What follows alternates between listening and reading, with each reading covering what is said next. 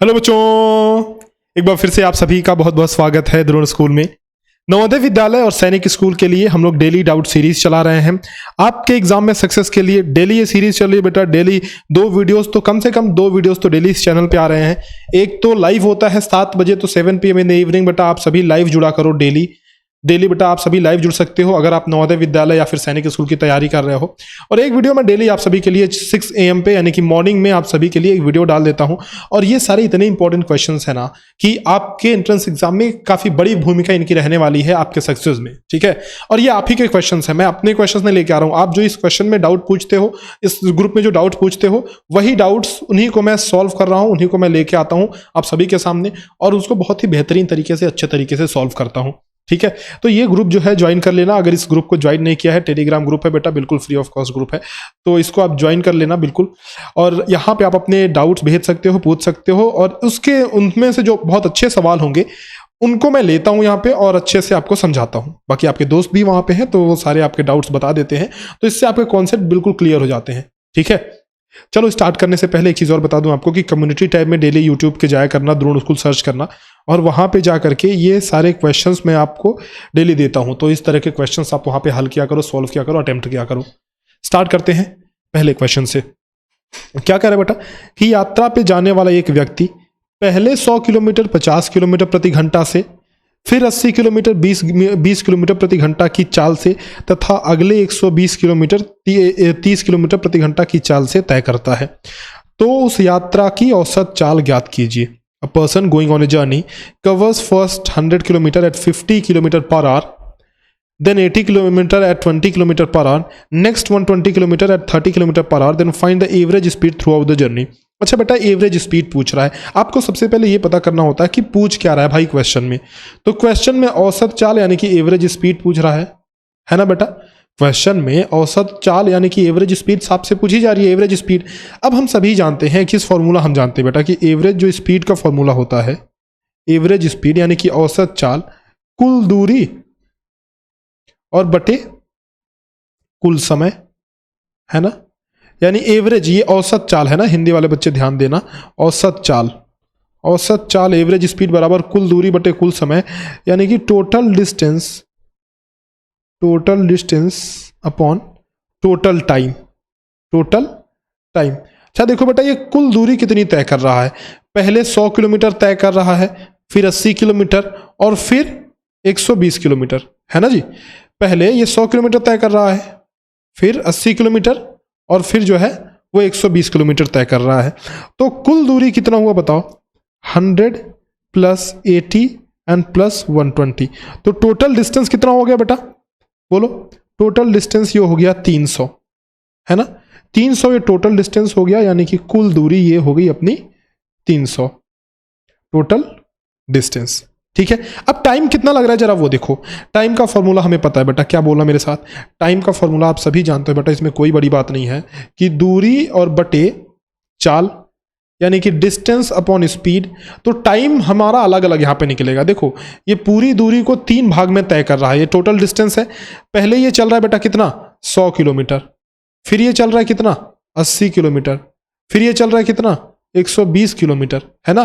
पहला जो स्पीड है आपका वो है 50, दूसरा स्पीड है 20 और तीसरा स्पीड है 30। तो पहला 50 के स्पीड से चल रहा है, दूसरा 20 के स्पीड से चल रहा है, ये 30 के स्पीड से चल रहा है। तो यहाँ पे आप देखो हम टाइम ही तो कैलकुलेट कर रहे हैं बेटा। टाइम बराबर दूरी बटे चाल।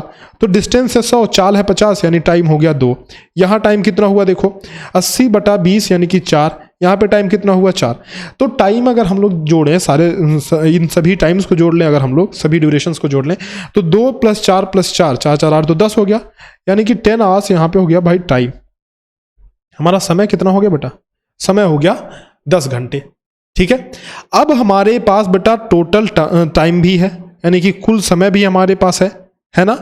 हमारे पास कुल समय है और हमारे पास कुल दूरी भी है, टोटल डिस्टेंस भी। यहाँ से देखो, अगर हम लोग यहाँ पे देखें तो टोटल डिस्टेंस भी हमारे पास है जो कि 300 किलोमीटर है और टोटल समय भी हमारे पास है। तो एवरेज स्पीड का फॉर्मूला लगा लें बेटा। अब कुल दूरी बटा कुल समय, एवरेज स्पीड का फॉर्मूला बोलो। एवरेज स्पीड का फॉर्मूला हो जाएगा डिस्टेंस कुल दूरी बटा कुल समय। तो कुल दूरी है 300 और कुल समय है 10 घंटे, यानी कि 30 किलोमीटर प्रति घंटे यही हमारा प्यारा प्यारा सा करेक्ट सा आंसर है। बोलो बेटा बात सही है, बोलो। तो 30 किलोमीटर प्रति घंटे ये हमारा करेक्ट आंसर है। ऑप्शन नंबर हो गया हमारा ए। ठीक है बेटा, तो आप ऐसे कर सकते हो, कोई बड़ी बात नहीं बेटा, आप ऐसे कर सकते हो। आगे बढ़ते हैं, नेक्स्ट क्वेश्चन पे चलते हैं। देखो अगला सवाल देखो, एक जनरल अपनी सेना को एक वर्ग के आकार में खड़ा करता है। ऐसा करने पर 60 सैनिक बच जाते हैं। 60 सैनिक बच जाते हैं। अगर सैनिकों की कुल संख्या 8160 है तो पंक्ति में कितने सैनिक हैं? A general arranges his soldiers in rows to form a perfect square. He finds that in doing so 60 soldiers are left out. If the total numbers of soldiers be 8160, the number of soldiers in each row are। ठीक है, देखो कह रहा है एक general, भाई सेना का जनरल है ना, सेना का जनरल मतलब जो कमांडर है मेन, ठीक है, वो अपनी सेना को खड़ा करना चाहता है। तो वो कुछ ऐसा खड़ा करना चाह रहा है ना, स्क्वायर के फॉर्मेट में, वर्ग के आकार में खड़ा करना चाह रहा है। मतलब क्या हुआ मास्टर इसका, सुनो बात, वो कुछ इस तरीके से अपनी सेना को बेटा खड़ा करना चाह रहा है कि उसकी सेना में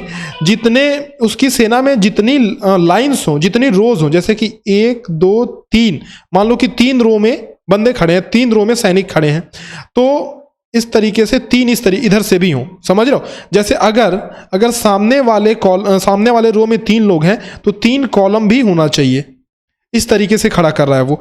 अगर सामने वाले रो में जो है 4 लोग हैं तो 4 कॉलम भी होना चाहिए, बात समझ रहे हो। तो वो कुछ इस तरीके से खड़ा कर रहा है ना। तो टोटल मिलाकर के इतने सैनिक हैं, और जब इस तरीके से खड़ा करता है तो कुछ लोग इसके बाहर आ जाते हैं। कितने लोग बेटा? 60 लोग बाहर जाते हैं, 60 सैनिक जो है इसके बाहर आ जाते हैं। ठीक है, तो 60 सैनिक यहां पे इसके बाहर आ गए। अब देखो अगर 60 सैनिक बेटा इसके बाहर आ गए तो हमें क्या करना है ना, यहाँ पे हमें एक परफेक्ट स्क्वायर फाइंड आउट करना है। अगर मुझे परफेक्ट स्क्वायर संख्या मिल जाएगी तो मुझे पता चल जाएगा कि कितने लोग थे उसकी सेना में पहले पंक्ति में। हमसे कह रहा है ना कि तो एक पंक्ति में कितने सैनिक हैं, एक पंक्ति यानी कि पहले वाले में पूछ रहा है कि कितने सैनिक हैं। ठीक है, देखो अब इसको कैसे करेंगे, इसका स्क्वायर रूट हम लोग निकालेंगे। कौन से मेथड से? 2 मेथड मैंने बताया था बेटा आपको स्क्वायर रूट निकालने के लिए। स्क्वायर रूट निकालने के लिए आपको मैंने 2 मेथड बताया था। पहला कौन सा बोलना? पहला हमारा था डिवीजन मेथड यानी कि भाग विधि। दूसरा कौन सा था बेटा? अपना गुणनखंड विधि है ना, यानी कि फैक्टराइजेशन मेथड। तो इसमें हमें डिवीजन मेथड से निकालना पड़ेगा, फैक्टराइजेशन मेथड से हमारा काम चलेगा नहीं। ठीक है, तो डिवीजन मेथड से कैसे निकालें? देखो 8160 है, तो 8160 को एक काम करते हैं बेटा, टोटल कितने हैं? 8160, 6 एक मिनट, 816 और 0। यहां से देखो बेटा 8160 को अगर हम लोग इसको पेयर्स बनाएं तो इधर से एक पेयर, इधर से एक पेयर, तो ये 9 9 कितना हो गया बेटा? 81 हो गया, है कि नहीं। और +9 इसमें जुड़ जाएगा यानी कि 18 यहाँ पे हो जाएगा। ठीक है बेटा, 81। अब देखो अगर मैं यहाँ पे 1 भी रखता हूं ना तो भी ये 60 से ज़्यादा ही हो जाएगा। अगर मैं 1 भी रखता हूं तो भी 60 से ज़्यादा हो जाएगा, जबकि हमारे पास 160 है। ये नहीं, हमारे पास 60 बच रहा है क्योंकि 81 में 81 क्या 0 बच गया, ये 60 हमने उतार दिया बेटा, ये 60 हमने नीचे उतार दिया। तो हम यहाँ पे 1 भी नहीं रख सकते, तो हमें 0 रखना पड़ेगा यहाँ पे। तो 0 रखेंगे यानी कि 0 बार में ये जाएगा, मतलब 60 हमारा बच जाएगा फाइनली, और ये 90 हमारा यहाँ से आ जाएगा। ठीक है, अब देखो तो इसका मतलब ये हुआ कि ये जो लाइन उसने बना रखी थी ना बेटा, ये जो लाइन उसने बना रखी, मतलब ये जो स्क्वायर का फॉर्मेशन उस जनरल ने कर रखा था, उसमें पहले वाले लाइन में कुल कितने 90 सोल्जर्स आ जाएंगे, 90 सैनिक आ जाएंगे, 90 सैनिक। ठीक है, अब देखो अगर 90, देखो बेटा अगर 90 ऐसे हैं, इधर 90 हैं, तो इधर भी तो ऐसे भी तो 90 है कि नहीं। तो टोटल सैनिक इस स्क्वायर के अंदर, टोटल सैनिक कितने आ गए? टोटल बराबर 90 एक तरफ गुणे 90 दूसरी तरफ, तो 90 × 90 8100 टोटल हो गए। तो बाकी कितने बचे बेटा? देखो उसके पास थे कितने? 8160 थे, है कि नहीं। 8160 थे, तो 8160 में से 8100 घटा दो, यानी कि 60 आपके रिमेनिंग बच रहे हैं, ये शेष बच रहे हैं। और यही तो क्वेश्चन में कह रहा है कि जब उसने इस स्क्वायर फॉर्मेशन में खड़ा किया, इस स्क्वायर के रूप में खड़ा किया अपने सैनिकों को, तो 60 सैनिक बच गए। तो भाई बच तो जा रहे हैं ना 60 सैनिक इधर, और 90 इसमें देखो, यानी कि पहली पंक्ति में 90 सैनिक हैं। ये हमारा करेक्ट आंसर है, 90 soldiers are there in the first row. ठीक है बेटा, ईच रो मतलब हर एक रो में बेटा हर एक पंक्ति में 90 सोल्जर्स हैं। बात आगे समझ में? चलो बढ़ते हैं नेक्स्ट क्वेश्चन की तरफ। ये देखो अच्छा सवाल है बेटा, ऐसे छोटे छोटे सवाल ही होते हैं आपके एग्जाम में। Amrita starts doing her homework eight 4:45 in the evening. After completing her work she looks towards the clock which is shown in the figure. मतलब ये फिगर में जो घड़ी दिखाया गया है उसकी बात कर रहा है। How long she took to complete the homework. देखो बेटा कह रहा है कि अमृता अपना गृह कार्य सायं 4:45 बजे आरंभ करती है। कार्य समाप्त करने पर वह घड़ी की ओर देखती है। उसने कितने समय तक गृह कार्य किया, ये आपका क्वेश्चन है। ठीक है, अच्छा बेटा ये एक बात बताओ, इस घड़ी में कितना टाइम हो रहा है? ये 5 से आगे सुई जा रही है देखो, और ये 7 पर है। 7 पर है यानी कि 7 × 5 कितना हो गया? 35 मिनट हो गया। और ये 5 के आगे सुई जा रही है, मतलब इस घड़ी में टाइम हो रहा है 5:35। ठीक है, यानी जो भी अमृता ये एक बच्ची थी, इसने होमवर्क करना स्टार्ट किया कितने बजे? 4:45 पे। भैया लिखते गई होमवर्क अपना करते गई। जब 5:35 हो गए बेटा, जब 5:35 हो गए तब इसका होमवर्क हो गया कंप्लीट। हो गया। तो 5:35 पर इसका होमवर्क हुआ कंप्लीट। कितना टाइम लगा बेटा? 5:35 में से आप घटा दो 4:45। ठीक है, देखो 5 में से 5 जा 0 हो गया बेटा। ये इसको उधार देगा तो 60 देगा ना, तो भाई कुल मिलाकर के 60 और 30 90 95 हो गया। 95 में से हमने 45 घटा दिया बेटा, तो 50 यहाँ पे बचा रह गया। ठीक है, यानी 50 मिनट में यहाँ तो 4 बचा भाई, यहाँ तो 4 बचा, क्योंकि एक इसने उधार दे दिया। देखो जब 1 घंटा उधार देगा तो इधर 60 मिनट आएगा, क्योंकि बेटा इधर वाला जो ये पार्ट है ये मिनट का है और इधर वाला जो पार्ट है ये घंटे का है। तो 1 घंटा उधार देगा तो इधर मिनट आएगा 60 मिनट, है ना? इधर 60 मिनट आया तो 60 मिनट आया, 60 और 35 मिलकर के 95 हो गए। 95 - 45 50। तो इधर तो भाई एक तो उधार ही दे दिया, तो 4 बचा। 4 में से 4 जा 0, यानी 0 घंटे 50 मिनट। तो कुल मिलाकर उसको होमवर्क करने में जो टाइम लगा बेटा वो लगा 50 मिनट। यही हमारा आंसर हो जाएगा।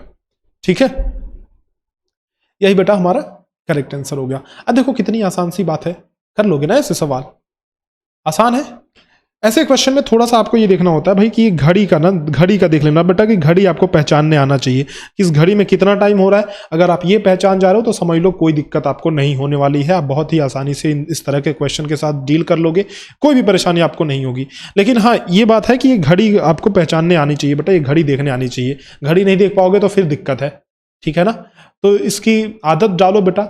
घड़ी अगर देखने आपको आ रहा है तो कोई दिक्कत वाली बात आपको नहीं होगी। चलें आगे बढ़ें। ये सारे क्वेश्चंस हमने कर लिए, देखो कितने अच्छे अच्छे क्वेश्चंस किए बेटा, स्पीड टाइम वाला, और ये भी हमने एक स्क्वायर वाला किया। एक और क्वेश्चन करते हैं। अच्छा ये वाला कर लेते हैं, आसान सा है। चलो बेटा इसका नहीं अभी, एवरेज वाला, चलो एवरेज वाला देखते हैं बेटा, बट सबसे पहले तो इसको देखते हैं। ये बताओ ऑड मैन आउट का क्वेश्चन है, बताओ ऑड मैन आउट का क्वेश्चन है, यानी कि बेटा ये भिन्न आकृति वर्गीकरण का क्वेश्चन है। मुझे कमेंट सेक्शन में आप सभी लिख करके बताओगे बेटा। अच्छा इसको आप सभी एक्सप्लेन करके बताओगे। भिन्न आकृति यानी कि वर्गीकरण का क्वेश्चन है। आप सभी कमेंट सेक्शन में मुझे लिख करके बताओगे कि इसका क्या आंसर होगा, वो भी एक्सप्लेनेशन के साथ बेटा मैं आंसर चाहता हूँ। ठीक है, पूरा अच्छे से एक्सप्लेन करना बेटा, क्या रीज़न है आखिर क्यों ऐसा आंसर इसका आ रहा है वो एक्सप्लेन करना आप अच्छे से। ठीक है, तो एक्सप्लेन करके आप मुझे बताओ कमेंट सेक्शन में कि क्या इसका आंसर होगा। मैं इसको नहीं बता रहा बेटा, इस क्वेश्चन को मैं कराता हूं। एक कक्षा के 9 लड़कों का औसत भार 42 किलोग्राम है। उस कक्षा में एक और लड़का आ जाने से मध्यमान का मतलब वही औसत ही है, माध्य कह दे, मध्यमान कह दे तो औसत ही है, तो आपको इसमें कंफ्यूज नहीं होना है। तो मध्यमान भार 42.5 किलो हो जाता है। नए लड़के का भार ज्ञात कीजिए। Average weight of 9 students of a class is 42 kg. After entry of one more student, the average age becomes 42.5 kg. Find the weight of the new student. देखो बेटा क्लास में कुल कितने बंदे थे? पहले 9 बच्चे थे क्लास में, 1 2 3 4 5 6 7 8 9, इस तरह से 9 लड़के थे। इनका जो औसत भार था, मतलब सभी का औसत भार था वो 42 किलो था। यानी कि टोटल भार कितना हो जाएगा? 9 लड़के हैं, 9 × 42 कर दो, तो 9 × 42, 9 दूना 18 हासिल, 1 9 चौके 36, 1 37, यानी कि 378 ये टोटल वेट हो गया, ये टोटल भार हो गया। ये सबका मिला करके टोटल भार यानी कि टोटल वेट हो गया, है ना। अब एक लड़का और आ गया बेटा, क्वेश्चन में ये कह रहा है कि भाई एक लड़का और आने से इनका जो एवरेज था 42.5 हो गया। तो भाई पहले 9 थे, पहले कितने थे? 9 थे। एक लड़का और आ गया, तो इस एक लड़के के और आने से बेटा, इस एक लड़के के और आने से जो एवरेज हो गया अपना वो हो गया 42.5 हो गया। तो पहले थे 9 बॉयज, 9 लड़के थे, अभी कितने हो गए बेटा? +1 कर दो, यानी अभी 10 लड़के हो गए। ठीक है जी, तो अभी 10 लड़के हो गए, यानी अभी जो एवरेज ये है ना, ये आपका एवरेज है अभी 42.5। तो टोटल अगर समीशन आप निकालोगे, मतलब कुल भार इन 10 लड़कों का, इन 10 लड़कों का अगर आप कुल भार निकालोगे वो कितना हुआ वो जरा देखते हैं बेटा। देखो 42.5 तो एवरेज है, तो समीशन यानी कि कुल भार मतलब टोटल भार कितना हो गया, टोटल वजन जो है वो हो गया 42.5 और इंटू 10 कर देंगे। 10 से गुना क्यों कर रहे हैं? क्योंकि 10 लड़के हैं, तो 425 अभी वजन हो गया। और पहले वजन कितना था बेटा? 378 था, है ना। तो पहले देखो, पहले 9 लड़के थे, इनका वजन था 378, अब 10 लड़के हो गए तो इनका वजन हो गया 425। तो ये जो वजन बढ़ा भाई, पहले तो 378 था, अभी 425 हो गया, तो वजन बढ़ गया ना बेटा। वजन बढ़ा, क्यों बढ़ा? क्योंकि ये 10वां लड़का आ गया, ये वाला लड़का आ गया ना, ये लड़का, इसकी वजह से, सब इसकी करतूत है बेटा, इसके आने से वजन बढ़ गया। तो वजन बढ़ गया, वेट बढ़ गया, कितना बढ़ा भाई देखते हैं।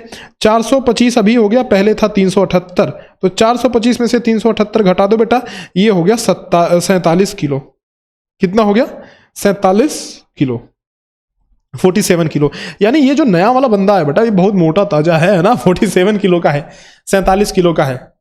ठीक है, तो 47 kilogram, option number c will be correct answer, ये वाला। Got it? चलो, आई होप कि बेटा ये क्वेश्चंस आपको बड़े अच्छे से समझ में आए होंगे। और इसी तरह डेली क्लास ज्वाइन किया करो। इसका आंसर जो है कमेंट सेक्शन में मुझे लिख करके बताओ। अगर अभी तक आपने अर्जुन बैच नहीं ज्वाइन किया बेटा, ये कर लो बेटा, ये बहुत अच्छा बैच आप सभी के लिए चलाया जा रहा है। वीडियो लेक्चर्स इसमें है, exercise material, chapter test, Telegram group, ये सारी फैसिलिटीज आपको इस अर्जुन बैच के अंदर मिल रहा है। सिर्फ 2000 रुपये के अंदर अंदर आपको मिल जा रहा है। अगर इस पर भी 10% का छूट चाहते हैं तो अल्फा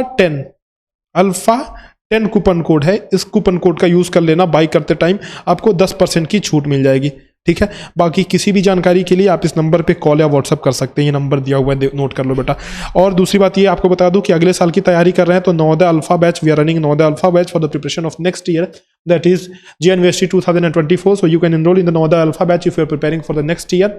नवोदय की तैयारी अगर आप कर रहे हैं तो ये वाला हमारा सैनिक अल्फा बैच है। If you are preparing for Sainik school entrance examination 2024, that is AISSEE 2024, you can enroll in the batch, or if you are preparing for the current session you can recommend this course to your brothers and sister friends। ठीक है बेटा, तो recommend जरूर करें इस course को। आप सभी को दिख ही रहा है कि कितना बेनिफिशियल ये कोर्स है, जिससे आपको एग्जाम को क्रैक करने में कितनी सहायता मिल रही है। ये मॉक टेस्ट जो है 50 मॉक टेस्ट की सीरीज भी आ चुकी है ऐप में, तो आप जो है उसको भी इनरोल कर सकते हैं, या फिर मॉडल पेपर जो है विद वीडियो सोल्यूशन है, तो इसको जरूर से इनरोल करें।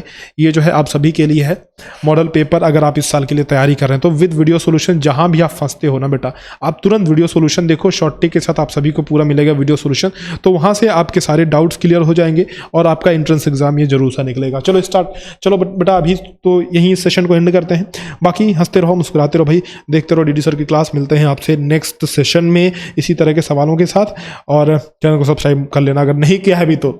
ठीक है, सब्सक्राइब कर लेना बेटा अगर अभी तक नहीं किया तो। बाकी मिलते हैं आपसे नेक्स्ट क्लास में, तब तक के लिए अलविदा, धन्यवाद।